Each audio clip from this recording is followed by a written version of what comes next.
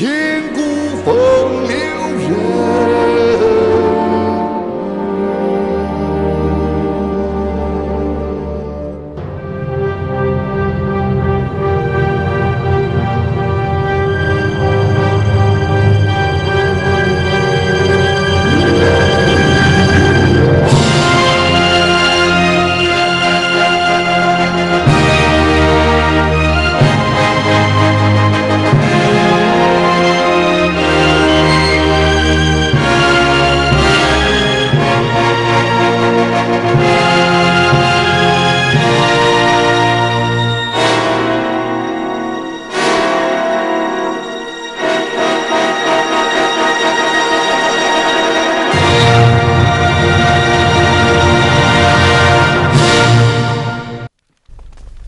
ជុំវិញបាទលោកគ្រូមនុស្សដូចយើងនេះពេលតំណេអត់កាំងងារធ្វើដូចជាហត់ជាងមានកាំងងារធ្វើគឺហត់នៅក្នុងចិត្តសូមលោកគ្រូថែសុខភាពឲ្យបានល្អទុកព្រួយយូរនាំតែឈឺទីហឺតាំងចិត្តស្ងប់យ៉ាងម៉េចនឹងកើតទៅហានឈីលាឈប់ពីតំណែងតែមិនខុសពីគេបញ្ឈប់គាត់ទេអ៊ូស៊ូលាវៃក៏ចង់ឈប់ដែរ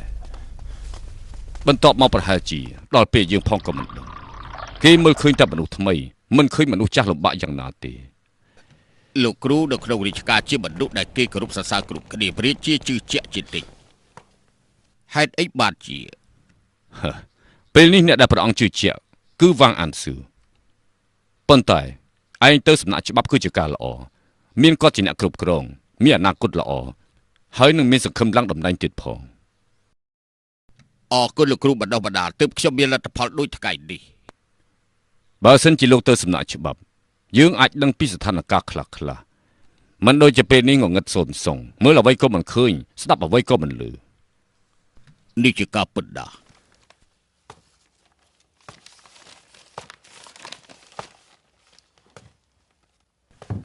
លោកម្ចាស់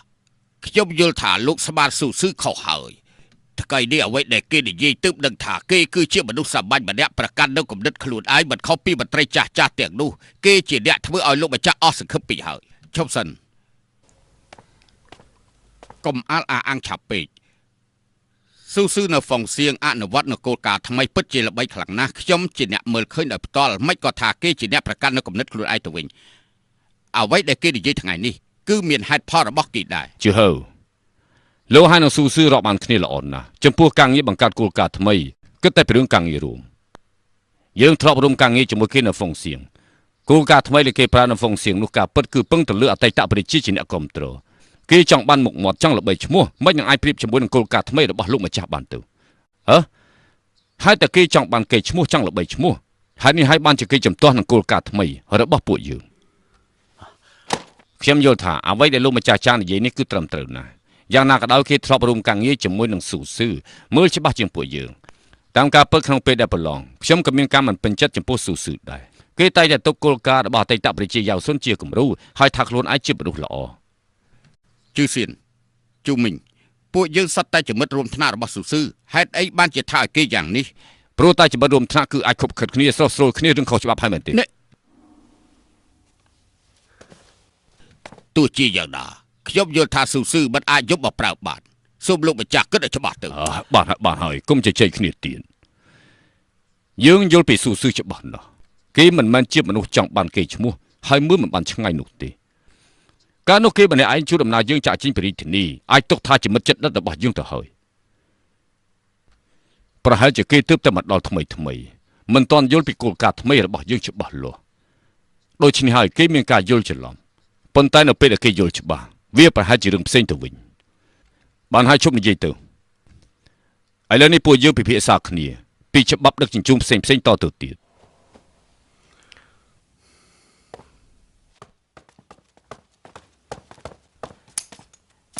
លោកម្ចាស់ចាងចៅផ្សាសារសម្ងាត់មួយច្បាប់មក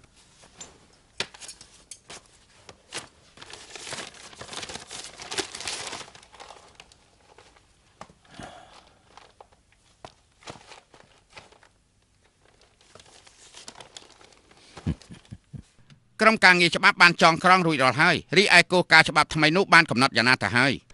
ក្រាបទូលព្រះអង្គមន្ត្រីសំណាក់ការងារប្រឹងប្រែងទាំងយប់ទាំងថ្ងៃ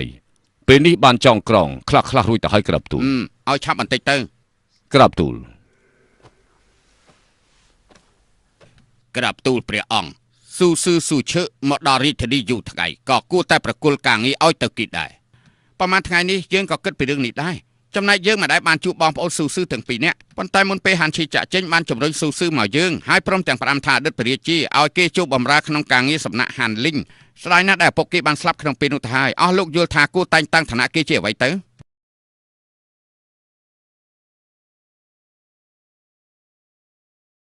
ព្រះអង្គ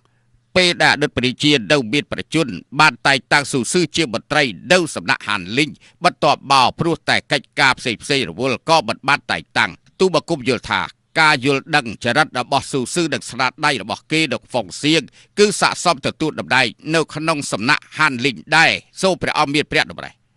តើអស់លោកយល់យ៉ាងម៉េចដែរ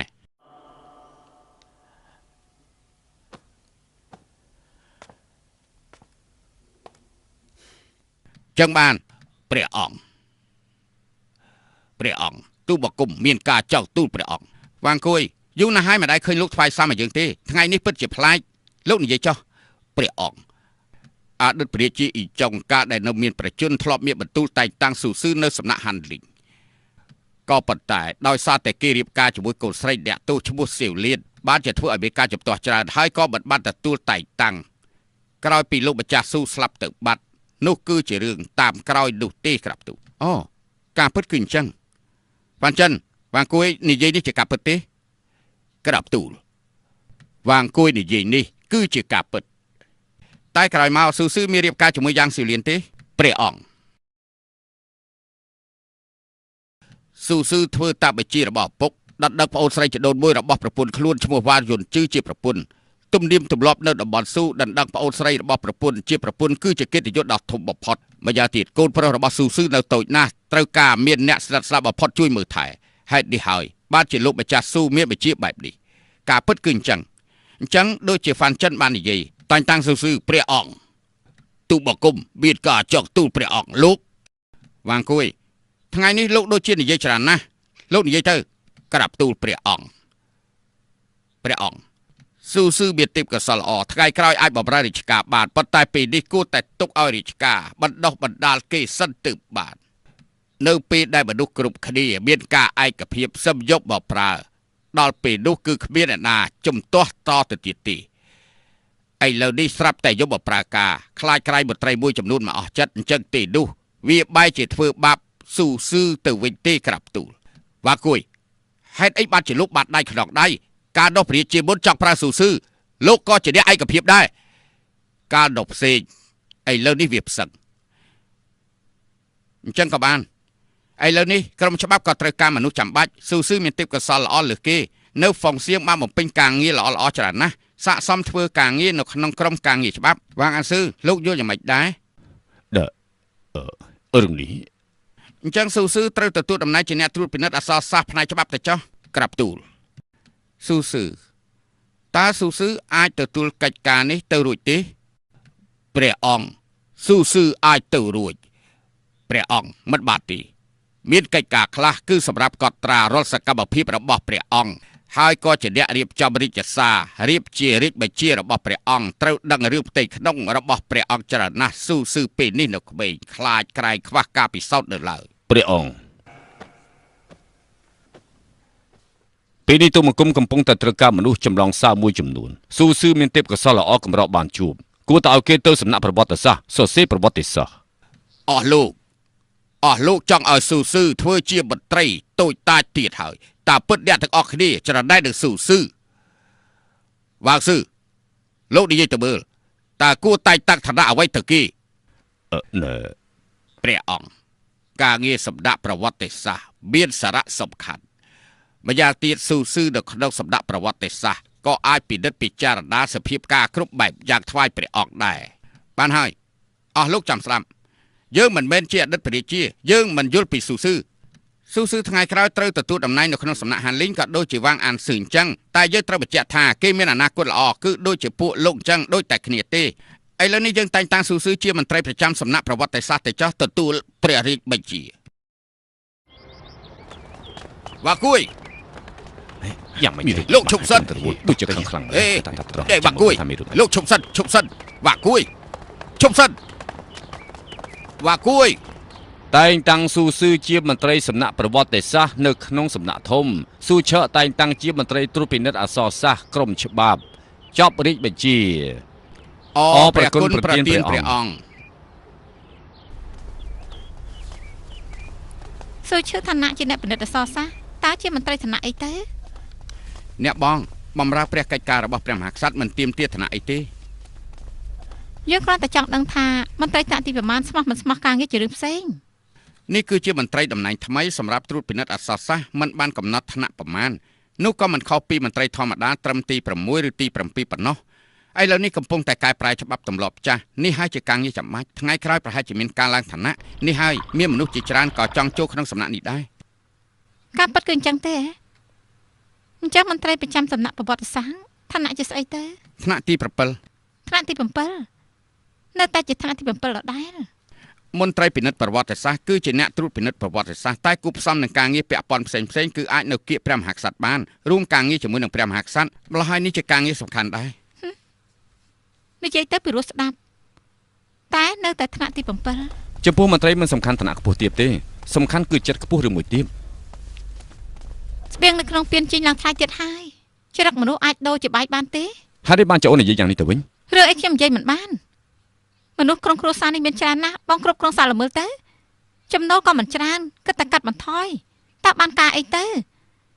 កាលនោះបងបានប្រាប់ខ្ញុំថានិយាយអីឲ្យប្រយ័ត្នប្រយែងបន្តិចឥឡូវធ្វើឲ្យវាងអានស៊ឺលឺវៃលឺថ្នាក់បងសប្បាយចិត្តណាស់មែនទេឬចុះកូនបងនោះគិតយ៉ាងម៉េចទៅ បើសិនជាស្ដាប់តាមសេលៀនអញ្ចឹងកុំនិយាយច្រើនអូននឹងស៊ូម៉ៃមានសាច់ហូបហើយមែនទេ បងចង់បន្ទោសខ្ញុំមែនទេអូនរៀនរបស់បងល្អណាស់ហ៎ អូនពិតជាមិនដឹងខុសត្រូវមែន បង អ្នកបង អ្នកស្រីកុំខឹងអីថ្ងៃក្រោយខ្ញុំឈប់មាត់លោកស៊ូថ្ងៃក្រោយខ្ញុំមិនមាត់ច្រើនទេ សេលៀននាងហៅគេថាអ្នកស្រីហើយហៅខ្ញុំថាលោកស៊ូនាងប៉ុន្តែនាងមិនមែនជាអ្នកបម្រើទេ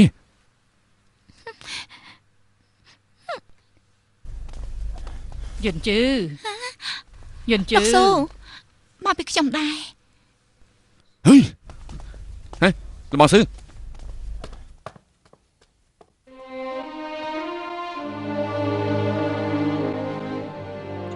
ស៊ូស៊ឺឯងកុំខឹងអីគួរតែយើងទេដែលខឹងនោះបើសិនជាយើងតាមវ៉ាគួយតន់នោះយើងប្រកាសជាវាយគេឲ្យដឹកខ្លួនមកផឹកទឹកតែទៅ លោកគ្រូធ្វើអញ្ចឹងដូចជាមិនសមទេ ស៊ូស៊ឺយើងទាំងពីរមិនចាំបាច់ប្រកាសនៅឋានៈគួរសមឬមិនគួរសមនោះទេអង្គុយទៅបាត់ដងនេះឲ្យឯងនៅក្នុងសម្ដាក់ប្រវត្តិសាស្ត្រគ្រប់គ្រងការងារវាហាក់ដូចជាធ្វើបាបឯងពេកហើយវាស្ដាប់មនុស្សពិតជាអញ្ចឹងកាលពីជាង10ឆ្នាំមុនឯងគួរតែជាមន្ត្រីប្រចាំសំណាក់ហានលីកទៅហើយតែរហូតមកដល់ពេលនេះឯងនៅតែជាមន្ត្រីតូចតាចមកពីយើងអត់បានការពិតជាខ្មាស់លោកម្ចាស់ស៊ូដា លោកគ្រូមន្ត្រីឋានៈតូចរឿងមួយធំវាមិនសំខាន់ទេប៉ុន្តែប្រពន្ធរបស់ខ្ញុំគេ មនុស្សស្រីត្រូវតែវាយឯងមានដែលវាយទេ វាយអត់ទេ ស៊ូស៊ឺឯងក៏ឃើញដែរយើងគឺជាអ្នករៀនសូត្រម្នាក់ក៏ប៉ុន្តែខ្លួនយើងដូចជាគ្មានត្រដាដូចជាអ្នកប្រាជ្ញសោះតែឯងផ្សេងមិនថាជាទេពអក្សរឬមួយអត្តចរិតឯងគ្រាន់បើជាងយើងប៉ុន្តែយើងវិញបនស័កធំជាងឯង លោកគ្រូកុំយកខ្ញុំមកប្រៀបធៀបអីខ្ញុំធ្វើយ៉ាងម៉េចអាចប្រៀបធៀបជាមួយលោកគ្រូបានទៅ ឯងក៏មិនចាំបាច់គួរសមពេកដែរយើងមិនចាំបាច់ទៅសរសើររំឯងតែយើងយល់ថាពិតជាខ្មាស់ឯងណាស់តែចំពោះស្រីវិញស៊ូស៊ឺស្ដាប់យើងទៅបើសិនជាស្ដាប់មិនបានត្រូវតែវាយ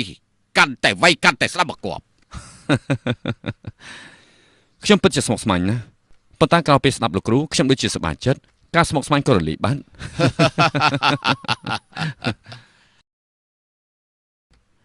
ថ្ងៃមុនយើងយកគោលការណ៍មួយចំនួនរបស់លោកម្ចាស់ជីពូឲ្យអ្នកទាំងអស់គ្នាពិនិត្យមើល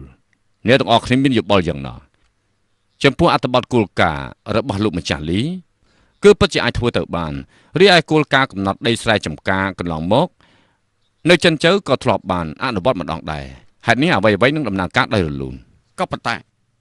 ពេលដែលអនុវត្តគោលការណ៍ដីធ្លីនេះគឺនៅចិនជើស្ថិតនៅក្រោមការគ្រប់គ្រងរបស់លោកម្ចាស់ដោយផ្ទាល់បើសិនជាយកមកអនុវត្តទូទាំងនគរវិញយើងត្រូវតែប្រយ័ត្នប្រយែងបន្តិចផងលោកម្ចាស់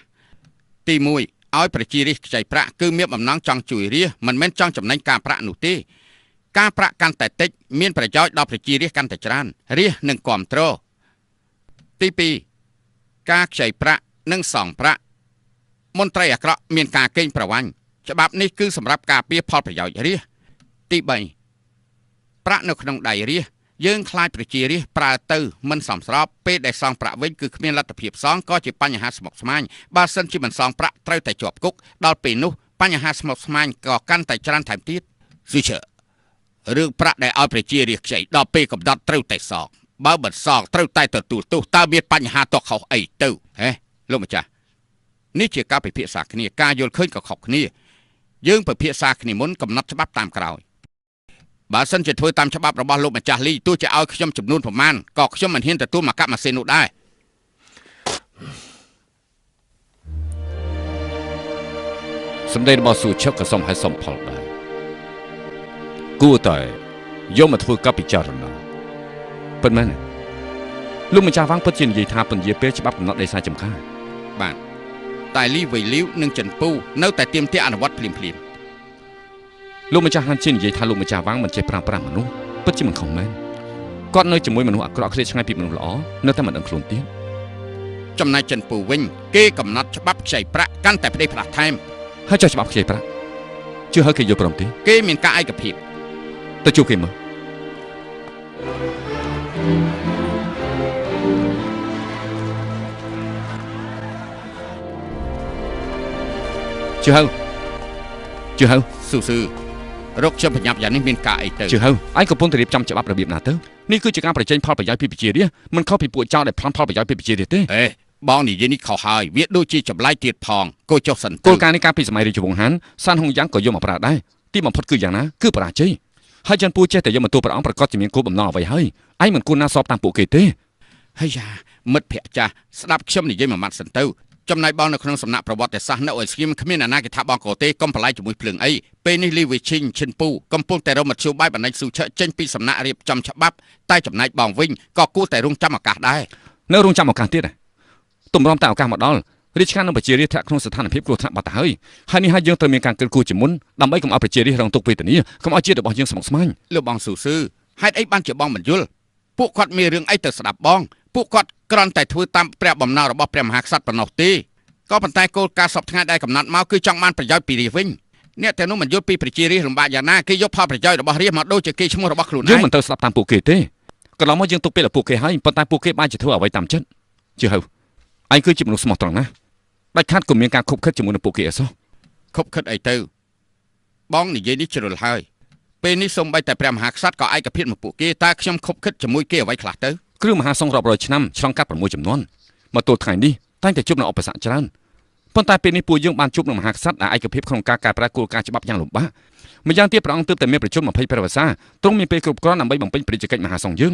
នេះគឺជាឱកាសល្អកម្របានជួបក្នុង100ឆ្នាំប៉ុន្តែនៅក្នុងប្រតិរបស់ព្រះអង្គទ្រង់ចង់ចាញ់ឈ្នះពេកក្នុងនាមយើងជាមន្ត្រីត្រូវតែរំលឹកដល់ព្រះអង្គមិនត្រូវឲ្យពួកឱកាសនិយមធ្វើកិច្ចការដើម្បីផលប្រយោជន៍ខ្លួនឯងទេបើមិនចឹងទេយើងទាំងអស់គ្នាប្រកាសជាបាត់បង់ឱកាសដ៏ល្អនេះចំណែកមហាសង្ឃយើងនឹងដល់ទីបញ្ចប់រីឯពួកយើងចង់យំក៏យំមិនចេញដែរបងជឿហៅខ្ញុំក៏យល់ចឹងដែរហើយតែបងប្រុសខ្ញុំមានចិត្តទះសាក៏ព្រោះតែឱកាសកែប្រែគោលការណ៍ច្បាប់មានគេយកមកប្រើសម្រាប់ផលប្រយោជន៍ខ្លួនឯងលោកម្ចាស់វាងជឿពូជាមនុស្សស្មោះត្រង់ម្នាក់គាត់ធ្វើអ្វីដើម្បីជាតិនិងប្រជារាស្ត្រមានការរីកចម្រើនតែគាត់គិតមិនបានឆ្ងាយមិនស្ដាប់ពីល្អដូច្នេះចេះតែចាញ់បោកអ្នកដទៃទៅថ្ងៃនេះវាងជឿពូជាអ្នកនិយាយសម្ដីរបស់គាត់គឺជាគោលការណ៍ប៉ុន្តែថ្ងៃស្អែកវាងជឿពូគ្រាន់តែជាតុក្កតាដែលតាំងឲ្យគេមើលតែប៉ុណ្ណោះហេតុអីទៅលីវៃឈីងនិងចិនពូបានដុសស្លាប់ហើយគេនឹងធ្វើលើសពីលោកម្ចាស់ជីពូទៅទៀតគេនឹងទៅបញ្ចុះព្រាជាតិតែម្ដងដល់ពេលនោះយើងក្តាប់សភាពការលែងបានកែប្រែគោលការណ៍ច្បាប់ក៏មិនបានសភាពការនឹងមិនដូចពេលដែលពួកយើងធ្វើការនៅចិនជើងនោះទេប៉ុន្តែជឿហៅខ្ញុំប្រាប់ឯងប្រហែលជាអត់បានការខ្ញុំប្រហែលជាមិនផុតពីជួបលោកម្ចាស់អានស៊ឺដើម្បីបញ្ជាក់ការពិតប្រាប់គាត់ទេស៊ូមិនបានទេបងប្រុសមិនទាន់ដល់ពេលវេលាទីដឹងស៊ូឆាមើលទៅដូចជាមិនទាន់ដល់ពេលប៉ុន្តែបើសិនជាយើងមិនធ្វើទេយើងប្រកាសជាបាត់បង់ឱកាសប្រថុយមិនបាត់ទេអាល្អិតឥឡូវនេះកុំអាលធ្វើអីមើលចុះមន្ត្រីរាជការទាំងមូលអ្នកណាក៏គេមានការបរອບដែរ បើសិនជាឯស្រែកនោះបានន័យថាប្រឆាំងនឹងព្រះតម្រេះរបស់ព្រះមហាក្សត្រ លោកគ្រូក៏មើលមិនយល់ដែរគោលការណ៍ច្បាប់ដែលខុសបើសិនជាមិនឲ្យតទៅទៀតគឺគ្មានផលល្អទេ ហើយយ៉ាវាគ្មានតាក់ទងអីនឹងមន្ត្រីតូចតាចដូចជាឯងនោះទេឯងប្រហែលជាមិនចង់នៅស្ងៀមឯងចង់បង្ករឿងដល់ពេលនោះអ្នកណាជួយដោះស្រាយបញ្ហាឲ្យឯងទៀតគឺយើងនេះណាឯងគួរតែអាណិតដល់យើងចាស់ហើយសុខភាពខ្សោយត្រូវការសម្រាក មិនមែនទេលោកម្ចាស់ឯលោកមហាសង្ឃមានមហាក្សត្រវ័យក្មេងឯកភាពក្នុងការកែប្រែគោលការណ៍ច្បាប់ចាស់គឺជាឱកាសកសាងជាតិបើសិនជាយើងដើរផ្លូវខុសមហាសង្ឃនឹងទទួលនឹងការវិនិច្ឆ័យតើលោកម្ចាស់មានស្អីចូលនិវត្តន៍ទៀត ឯងនិយាយត្រូវតែមិនមែនធ្វើអញ្ចឹងទេកិច្ចការមួយអាចធ្វើនោះគឺសំងំនៅឲ្យស្ងៀមរឿងធ្វើឲ្យអ្នកដតីថ្នាក់ទុកឲ្យយើងចំណែកឯងសំងំនៅឲ្យស្ងៀមធ្វើជាអ្នកកអញ្ចឹងទីនោះឯងធ្វើការងារអីក៏បានកោទៅកុំទៅរកវាងអត់ស៊ឺណាពិតហើយនេះគឺជាការពិតហើយស៊ូឯងណាត់យើងមកជប់នៅកណ្ដាលផ្សារព្រោះតែចង់ពិភាក្សាពីផលប្រយោជន៍និងការខាត់បងនៃគោលការណ៍ដីធ្លីមែនទេប៉ុន្តែយើងមិនដូចឯងទេយើងមានការរវល់ច្រើនណាស់យើងគ្មានពេលទំនេរស្ដាប់ឯងនិយាយពីរឿងដែលមិនអាចធ្វើកើតនោះទេលោកម្ចាស់ចំពោះរឿងដោះស្រាយដីធ្លីការពិតគឺជាការងាររបស់រាជការតើរាជការធ្វើអ្វីខ្លះមន្ត្រីធ្វើអ្វីខ្លះបើសិនជាអនុវត្តនៅច្បាប់នេះមន្ត្រីរាជការខ្លាយទៅជាអ្នករស់ស៊ីជាមួយនឹងប្រជារាស្ត្រមិនអាចឈ្នះមន្ត្រីទេផ្ដោតប្រាក់កម្ចីបង្កបង្កើនផលមើលទៅគឺដើម្បីរាស្ត្រតែជាស្ដាយគឺធ្វើបាបរាស្ត្ររាល់កិច្ចការតូចធំគ្រប់យ៉ាងក៏រាជការជឿឆ្អាលដូច្នេះហើយមន្ត្រីរាជការប្រកាសជាមិនចេះឆ្អាតឆ្អន់មន្ត្រីច្រើនកងទ័ពច្រើនចំណាយច្រើនរាជការខាត់បងធ្ងន់ធ្ងរហើយនេះហើយគោលការណ៍នៃច្បាប់ថ្មីគឺលុបចោលការចំណាយច្រើនរីឯគោលការណ៍របស់លោកម្ចាស់គឺធ្វើឲ្យមន្ត្រីកាន់តែច្រើនវាផ្ទុយពីគោលការណ៍របស់ពួកយើងកាត់បន្ថយនឹងការចំណាយស៊ូឯងនិយាយនេះខុសហើយគោលការណ៍របស់យើងគឺមានផលប្រយោជន៍ដល់ប្រជារាស្ត្រធ្វើឲ្យរាជការមានប្រាក់ច្រើនបើមន្ត្រីរាជការជាអ្នករស់ស៊ីប្រកាសជាបរាជ័យសម្ដីរបស់លោកហាក់ដូចជាផ្ដេសផ្ដាស់ពេកហើយខ្ញុំសួរលោកម្ចាស់ទៅមើលពេលនោះហេតុអីបានជាលោកម្ចាស់ជួនសារទៅរាជការស្នើសុំឲ្យរាជការប្រគល់មុខរបរទាំងឡាយឲ្យប្រជារាស្ត្រជាអ្នកគ្រប់គ្រងវិញខ្ញុំសុំសួរលោកម្ចាស់តាមត្រង់បើគោលការណ៍ដាក់ខុសតើគិតយ៉ាងម៉េចមានន័យថាម៉េចបញ្ហាដែលស្មុគស្មាញគឺរបៀបរបបមន្ត្រីបើគ្មានការកែប្រែមុខរបរទាំងឡាយគ្មានការរីកចម្រើនកិច្ចការចាំបាច់គឺកែប្រែរបៀបរបបមន្ត្រីផ្ដោតទៅលើការបង្កបង្កើនផលប្រកបជាមានផលប្រយោជន៍ច្រើនយើងមិនយល់អញ្ចឹងទេមុខរបរគ្រប់យ៉ាងរីកចម្រើនគឺអាស្រ័យទៅលើគោលការណ៍របស់យើងបើមិនអញ្ចឹងទេធ្វើអ្វីក៏មិនកើតដែរសម្ដីរបស់លោកម្ចាស់សមហេតុសមផលមែនប៉ុន្តែនោះគឺជារឿងថ្ងៃក្រោយប៉ុន្តែបច្ចុប្បន្ននេះយើងធ្វើអ្វីព្រមគ្នាគិតមុខគិតក្រោយគិតឲ្យបានល្អល្អន់លោកធ្វើយ៉ាងនេះហាក់ដូចជាយាយចាស់ដែលផុងជើងជាប់ដើរទៅមុខមិនរួចយ៉ាងអញ្ចឹងដើរបខំពេកគង់តែដួលលោកម្ចាស់ធ្វើយ៉ាងនេះហាក់ដូចជាមនុស្សជិះសេម្នាក់ធ្វើដំណើរពេលយប់ដោយគ្មានពន្លឺព្រះច័ន្ទហើយយ៉ាអីនេះអីមនុស្សមានមុខមានមាត់ដូចជាលោកអញ្ចឹងហេតុអីបានជាដើមមិនមើលផ្លូវឥឡូវខូចផ្លែសេរីខ្ញុំលោកត្រីតែសោះខ្ញុំបានខ្ញុំមិនប្រកែកជាមួយនឹងឯងខ្ញុំក៏មិនចង់ជជែកជាមួយលោកដែរលោកម្ចាស់ខ្ញុំមានមធ្យោបាយមួយលោកម្ចាស់យកគោលការណ៍របស់លោកម្ចាស់ប្រាប់អ្នកលោកផ្លែសេរីនេះទៅបើសិនជាគាត់សុខចិត្តពួកយើងអនុវត្តគោលការណ៍នេះទៅតែបើសិនជាមិនសុខចិត្តទេពួកយើងពន្យាពេលទៅស៊ូលោកក៏ដឹងដែរថាយើងមានឋានៈជាមហាមន្ត្រីម្នាក់ឲ្យយើងទៅស៊ូប្រជារាស្ត្រសាមញ្ញពីគោលការណ៍របស់យើងអនុវត្តបានឬមិនបានគេមិនជាអសរបន្ទួសោះតើគេដឹងស្អីខ្លះទៅឯងនិយាយស្ដីគ្មានហេតុផលយ៉ាងនេះមិនយល់ថាប្រទេសផ្ដាស់ទេទង្វើរបស់ឯងថ្ងៃនេះពិតជាធ្វើយើងអស់សង្ឃឹមពេកហើយមើលទៅឯងក៏មិនខុសពីប្រជារាស្ត្រសាមញ្ញដែរលោកម្ចាស់ការខុសត្រូវមិនកំណត់ថាចាស់ឬក្មេងឋានៈទាបឬខ្ពស់អ្វីដែលខុសគឺខុសអ្វីដែលត្រូវគឺត្រូវនេះហើយគឺជាការយកឃើញរបស់ប្រជារាស្ត្រទូទៅហើយខ្ញុំមិនជជែកជាមួយនឹងលោកតទៅទៀតទេនេះគឺជារឿងដែលគួរអស់សំណើចពេកហើយណែផ្លែសេរីរបស់ខ្ញុំផ្លែសេរីរបស់ខ្ញុំផ្លែសេរីនេះខ្ញុំទិញយកទាំងអស់បាទ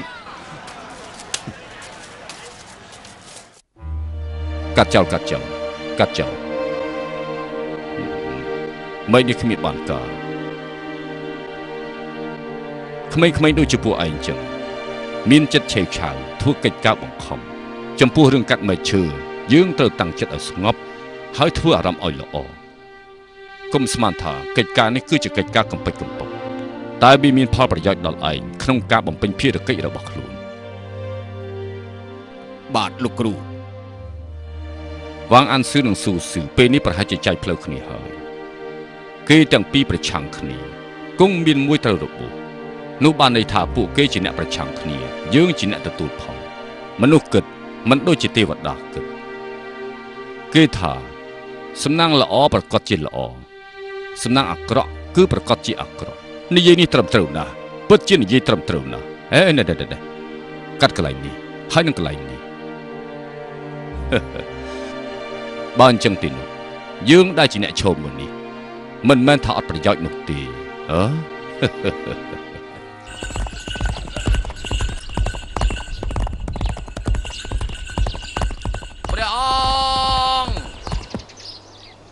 ព្រះអង្គខាងមកជឺមានកែគ្រប់លោកម្ចាស់វ៉ាងអានស៊ឺសូមចូលគាត់ថាគោលការណ៍ច្បាប់បានព្រៀងរួចរាល់អស់ហើយក្រាបទូលអូប្រសិនណា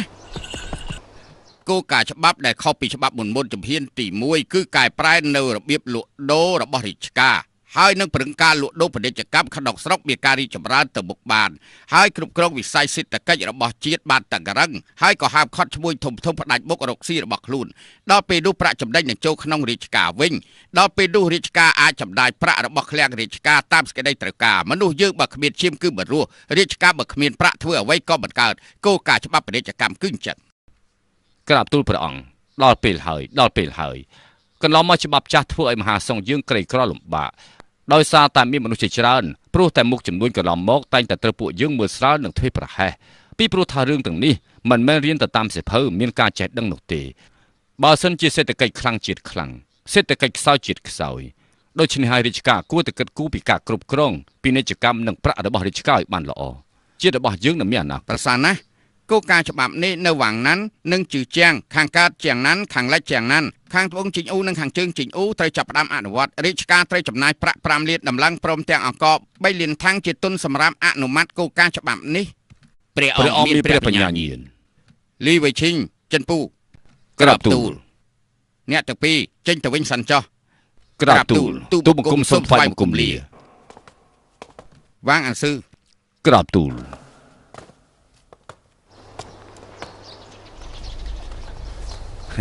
គោលការណ៍ច្បាប់ពាណិជ្ជកម្មព្រះអង្គទ្រង់យល់ព្រមហើយចំណែកឯគោលការណ៍ដីធ្លីមួយចំនួនស៊ូស៊ឺជាអ្នករំខានមិនទាន់អនុវត្តបានទេតាមពួកយើងគិតមានអីពិបាកយើងបានពឹងទៅលើវាងហ្វាងយានទូលដល់ព្រះមហាក្សត្រពីច្បាប់ដីធ្លីនេះរួចទៅប្រសើរណាស់លោកបងរឿងនេះមានតែលោកដឹកខ្ញុំព្រមទាំងវាងកងយាន3នាក់ទេដែលដឹករឿងនេះ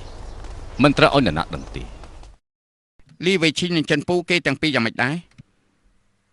អ្វីដែលពួកគាត់បានរៀនគឺអាចយកមកប្រើការបានជាពិសេសគឺលីវៃឈីងគេរៀនសូត្របានច្រើនមានការយល់ដឹងច្រើនបន្ទាប់មកគឺចិនពូបើសិនជាព្រះអង្គប្រើគេទាំងពីរនាក់គោលការណ៍ច្បាប់គ្មានបញ្ហាទេបានអនុញ្ញាតឲ្យគេទាំងពីររួមការងារក្នុងសំណាក់ឆុងចិនសំណាក់សិក្សាសំណាក់កសិកម្មព្រះអង្គប្រើវិធីសាស្ត្រមឹងម៉ាត់ម៉ត់ចត់ព្រះអង្គមានព្រះបញ្ញាញាណបងស៊ឺរបស់តាហ្នឹងទៅរកលោកម្ចាស់វាងព្រះអង្គយល់ព្រមលើគោលការណ៍ច្បាប់ពាណិជ្ជកម្មហើយយើងត្រូវហាមឃាត់ការអនុវត្តច្បាប់ដីធ្លីរបស់ស៊ូស៊ឺស៊ីលៀននិយាយថារឿងនេះមិនអាចបង្ខំបានទេគឺនាងឲ្យខ្ញុំមកប្រាប់បងសភាពការតឹងតែងណាស់យើងត្រូវតែបង្ខំចិត្តធ្វើដូច្នេះ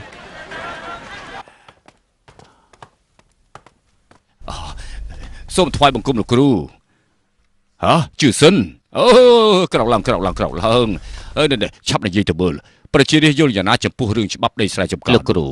ប្រជារាស្ត្រមានការត្រេកអរចំពោះច្បាប់នេះណាអ្នកណាក៏ទះដៃសរសើរដែរដូច្នេះព្រះអង្គទ្រង់សរសើរថាលោកម្ចាស់ជួយដល់មហាសង្ឃបានច្រើន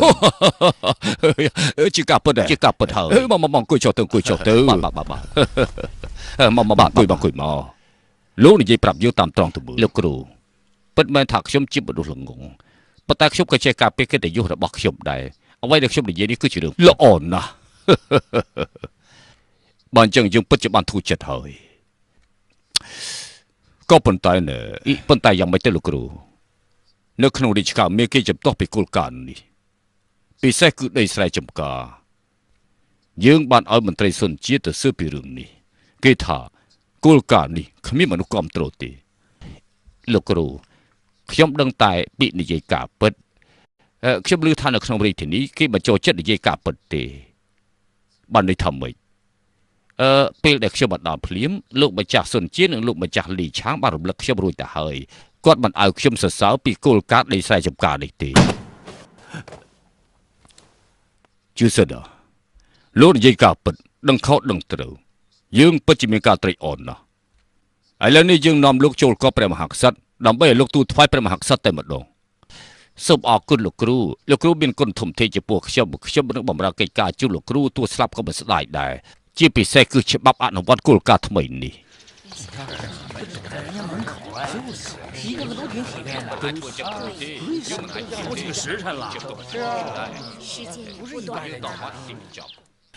លោកម្ចាស់វីវហើយ វីវស្អីទៅ មនុស្សក្នុងគ្រួសាររាជវង្សមួយចំនួនកំពុងតែធ្វើការជំទាស់នៅខាងក្រៅ មិនបាច់ខ្វល់ទេរៀបចំសេយើងធ្វើដំណើរទៅ បាទ គេចេញមកមកសួរគេច្បាស់ទៅលោកម្ចាស់កាត់បន្ថយការចំណាយរបស់យើងគឺមិនបានទេ កលការនេះគឺជារឿងខុសច្បាប់ទម្លាប់ជាដូនជាតាអកតញ្ញូពេកហើយ លោកធ្វើការដើម្បីណាលោកមិនគិតគូរដល់ពញាតវង្សសានវង្សតើលោកមានគោលបំណងយ៉ាងម៉េច នេះគឺជាទឹកដីរបស់រាជវង្សចៅតែលោកមិនគិតគូរដល់មនុស្ស បានហើយទាំងអស់គ្នាសុទ្ធតែជាកូនចៅបំផ្លាញគ្រឹះជាដូនជាតាគ្មានធ្វើការងារត្រឹមត្រូវទេទាំងអស់គ្នាចាំស្ដាប់ឲ្យច្បាស់បើសិនជាចង់រស់នៅមានសេចក្តីសុខតទៅទៀតទាំងអស់គ្នាកុំរស់ដោយសារគេអសោះថយចេញ ទេពួកយើងមិនតាណាចាំមើលគេធ្វើយ៉ាងម៉េច បើសិនជាបញ្ចេញពីទីនេះទេខ្ញុំនឹងឲ្យសេដាចាប់អ្នកទាំងអស់គ្នាដាក់គុករួចហើយសួរចម្លើយម្ដងមួយលោកម្ចាស់ច្បាប់ពាណិជ្ជកម្មប្រជាញ្ញាតហើយរាជច្បាប់ដីស្រែចម្ការត្រូវតែពជាពេលសិនតើឲ្យជាណាហ៊ានមករំខានដំណើររបស់លោកមហាមន្ត្រីផងថយចេះឆ្ងាយស៊ូយ៉ាងណាយើងគឺជាមិត្តភក្តិនឹងគ្នាតែយើងមិននឹកស្មានថាលោកនៅជាមួយមនុស្សចៅមិនស៊ីទាំងអស់នេះមកប្រឆាំងជាមួយនឹងយើងទេតើលោកមានគោលបំណងយ៉ាងណាលោកម្ចាស់សូមលោកម្ចាស់កុំយល់ច្រឡំអីហើយធ្វើឲ្យយើងអស់សង្ឃឹមពេកហើយលោកម្ចាស់ ព្រះអង្គវាងកងយានមានសារចង់ទូលថ្វាយដល់ព្រះអង្គ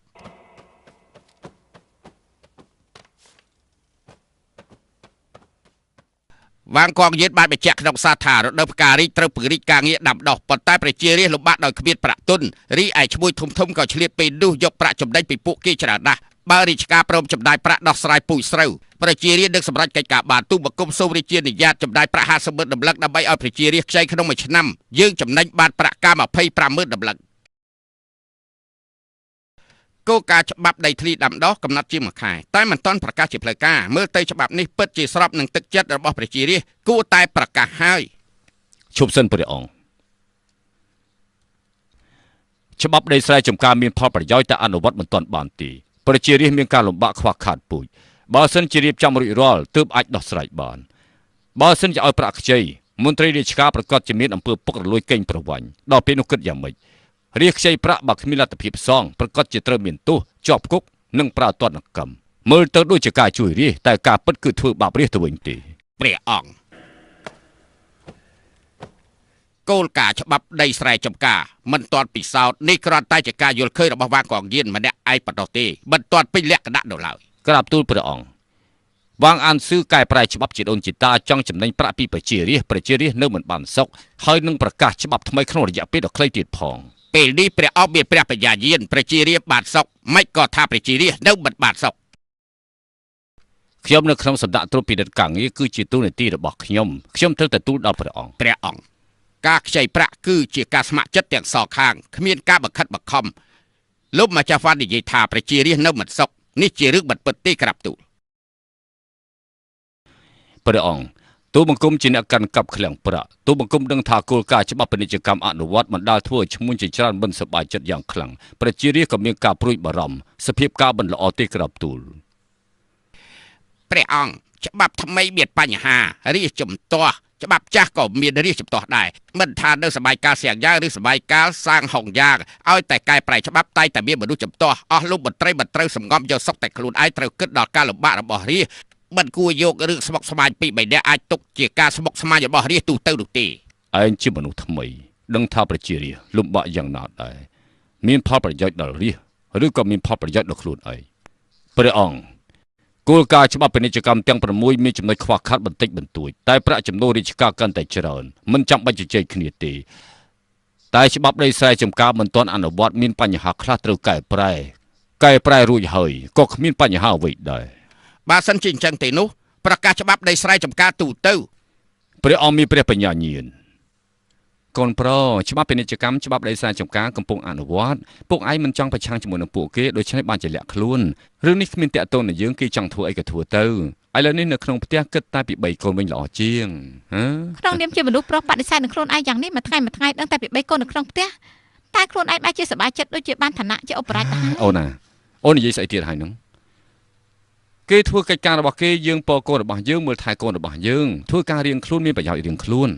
បងឯងនេះកាន់តែនិយាយកាន់តែផ្ដាស់ជំនាញបងគឺ3កូនថែកូនមែនទេតែខ្ញុំធ្វើអីទៅកាលនោះអ្នកណាបញ្យល់បងតែបងមិនស្ដាប់ទេ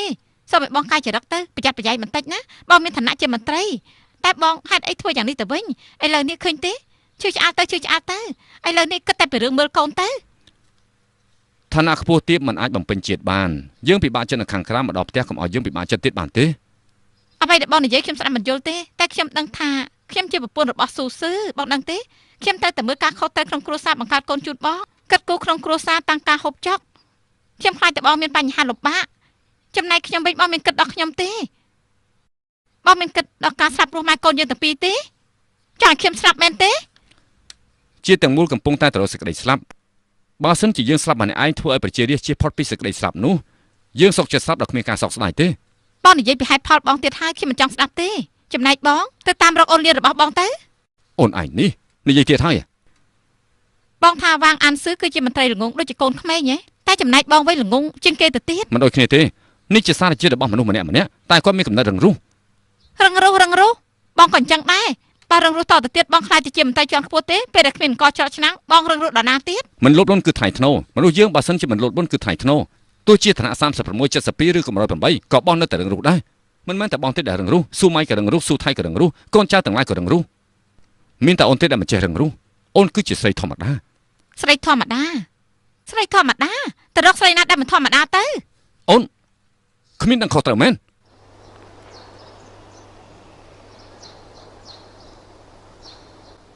តាំងពីប្រកាសគោលការណ៍ច្បាប់ទាំងពីរនេះមកស៊ូស៊ឺក៏មានចរិតឆេវឆាវខ្លាំងជាងមុនអ្នកមីងលោកម្ចាស់ទី2និងអ្នកស្រីទី2ចេញទៅបាត់ហើយអ្នកមីងទៅបញ្យល់ពួកគាត់ទៅចាពួកឯងចាំមែនកុំឆ្លោះគ្នាទៀតបានទេកុំឲ្យកូននេះភ័យណាឲ្យម្នេះមកស៊ូស៊ឺជប់និយាយទៀតទៅតាមពិតយន់ជឺក៏ចង់ឲ្យឯងល្អដែរតាអ្នកមីងបើសិនជាគិតដូចជាយន់ជឺអញ្ចឹងស៊ូស៊ឺខ្ញុំមិនបាច់បំពេញតួនាទីជាមន្ត្រីរាជការទេគេចង់ធ្វើអីក៏ធ្វើចោះសុំតែមិនសុខសុំតែមករស់មិនគិតដល់ប្រជារាស្ត្រឲ្យតែមានកចកឆាំងទៅគឺបានហើយធ្វើអញ្ចឹងសមជាមន្ត្រីស្អីទៅខ្ញុំនៅទីនេះដូចជាអត់ន័យនិយាយមួយម៉ាត់ក៏មិនបានចំណែកស៊ីលៀននិយាយប្រមាណម៉ាត់ក៏បានដែរអូននិយាយនេះមិនខុសទេពីព្រោះថាស៊ីលៀនគេមិនចេះនិយាយផ្ដេសផ្ដាសដូចជាអូនទេអ្នកណាមិននិយាយផ្ដេសផ្ដាសបងទៅរកអ្នកនោះបង្កើតកូនឲ្យបងចោះនាងខ្ញុំមិនអាចនៅតទៅទៀតបានទេ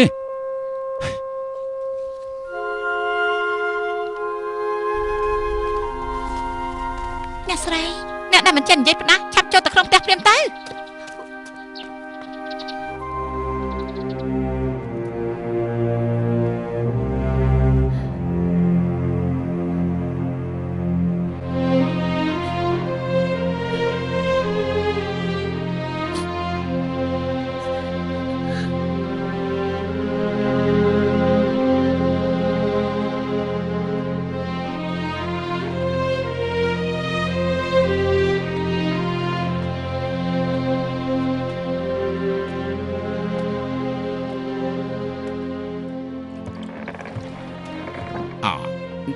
អ្នកទាំងពីរមានគេពឹងខ្ញុំយករបស់នេះមកជូនដល់អ្នកទាំងពីរ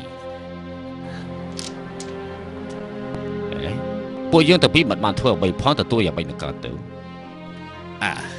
ហេនេះគឺជាទឹកចិត្តរបស់អស់លោកតែប៉ុណ្ណាអញ្ចឹងខ្ញុំសូមអរគុណលោកម្ចាស់ទាំងឡាយអរគុណហើយណាអ្នកទាំងពីរពិតជាបានឃើញដូច្នេះមែនទេក្រាបទូលព្រះអង្គពិតជាអញ្ចឹងមែនហេកាលនោះយើងបាននិយាយហើយគោលការណ៍ច្បាប់ថ្មីប្រជារាស្ត្រគ្រប់គ្រងជានិច្ច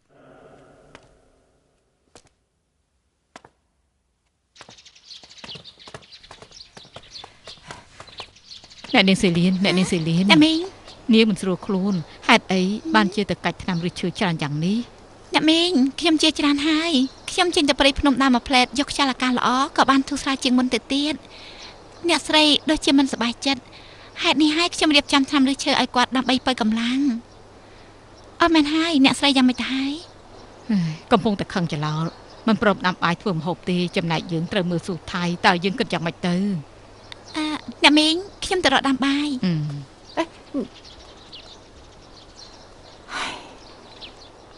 លោកម្ចាស់ស៊ីលៀនមកវិញហើយហ៎លោកម្ចាស់កំពុងធ្វើអីហ្នឹងថ្ងៃនេះខ្ញុំចូលផ្ទះបាយគឺចង់យកដៃសម្រាប់សរសេរអត្ថបទដ៏អស្ចារ្យនេះយកមកធ្វើបាយម្ហូបដើម្បីឲ្យមនុស្សក្នុងផ្ទះបានហូបឆ្ងាញ់គ្រប់គ្នាលោកម្ចាស់ឲ្យមកខ្ញុំនាងទៅសម្រាប់ចុះថ្ងៃនេះខ្ញុំនឹងធ្វើនាងហូបឆ្ងាញ់ម្ដងលោកម្ចាស់អ្នកស្រីឃើញលោកម្ចាស់មិនសប្បាយចិត្តរាល់ថ្ងៃហេតុនេះហើយបានជាបញ្យល់លោកម្ចាស់តែលោកម្ចាស់ថាគាត់និយាយច្រើនមានរឿងអីគាត់មិនខឹងនោះបានអត្ថបទទាំងនេះអាចដាក់ចូលក្នុងឆ្នាំងបានហើយបងប្រុសហេតុអីបានជាបងមកដាំបាយយ៉ាងនេះមកចំពីល្អណាស់បន្តិចទៀតព្រោះស្នាដៃរបស់យើងទៅមើលបងប្រុសពួកខ្ញុំមកសុំលាបងប្រុសហើយយ៉ាងម៉េចពួកឯងទៅលើនេះ